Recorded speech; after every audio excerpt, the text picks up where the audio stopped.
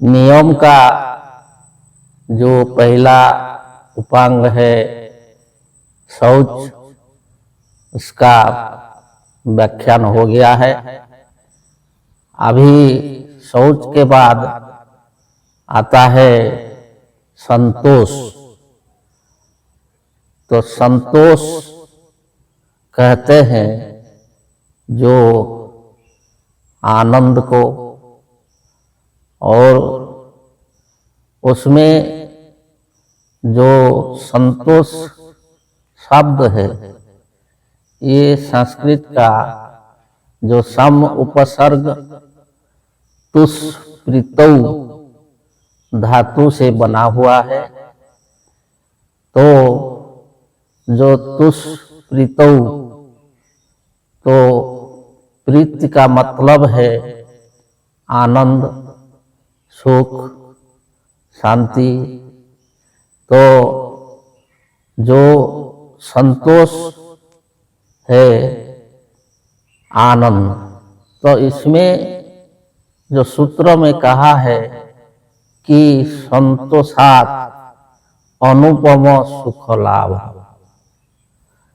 जो संतोषात् अनुपम सुख लाभ, इस संतोष जो है, जो संतोष को प्राप्त करता है, उसका धारण करता है, तो उसको क्या होता है ना, अनुपम सुख प्राप्ति होता है। सुख, सुख के मतलब जो है सांसारिक सुख लोग भोगते हैं, परंतु उसमें दिया गया है कि अनुपम सुख लाभ। अनुपम, जिसका उपमा, जिसका तुलना नहीं किया जा सकता, कि ये संसार में जितने सुख है, किसी भी सुख को उसी सुख के साथ तुलना नहीं किया जा सकता, उसके साथ उपमा नहीं किया जा सकता। तो वही जो अनुपम सुख, जो अनिर्वचनीय सुख, वो जो आनंद, वो योगी को मिलता है।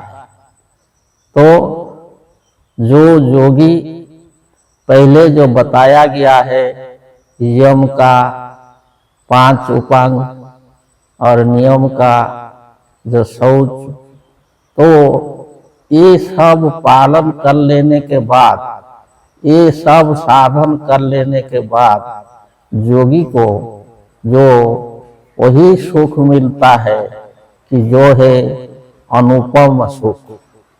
ये संसार में जितने भी सुखी होना चाहते हैं, तो ये सांसारिक सुख भोगने के लिए सुखी होना चाहते हैं, तो वो स्थायी नहीं है, ये अस्थायी है। कभी सुख मिलता है तो कभी दुख मिलता है, परंतु जो आनंदमय है, जो सब समय जो आनंद में रहता है, जो सब समय हंसता हुआ रहता है और इसको साधन करता है और खुशी से रहता है, तो वो जो वही सुख को प्राप्त करता है। संसार में जो योगी रहता है, तो उसके अंदर जो आनंद का भाव होता है, जो सुख का भाव होता है, तो संसार के सारे सुख और आनंद उसका तरफ खींचता हुआ आता है। जैसे संसार में नियम है कि जैसे को तैसा ही खींचता है। जो पहले हम कहते भी कि बालक के साथ बालक जुड़ जाते हैं, वृद्ध के साथ वृद्ध जुड़ जाते हैं, गंजड़ी के साथ गंजड़ों जुड़ जाते हैं, शराबियों के साथ शराबी जुड़ जाते हैं। तो ऐसे जो है संसार में जो जैसा होता है उसी के साथ ऐसा ही सब जुड़ जाते हैं। जो समुद्र है, जो सागर है, वो सारे नदियां को वो अपना तरफ खींच लेता है। सारे नदी के जो पानी है वो समुद्र में चले जाते हैं।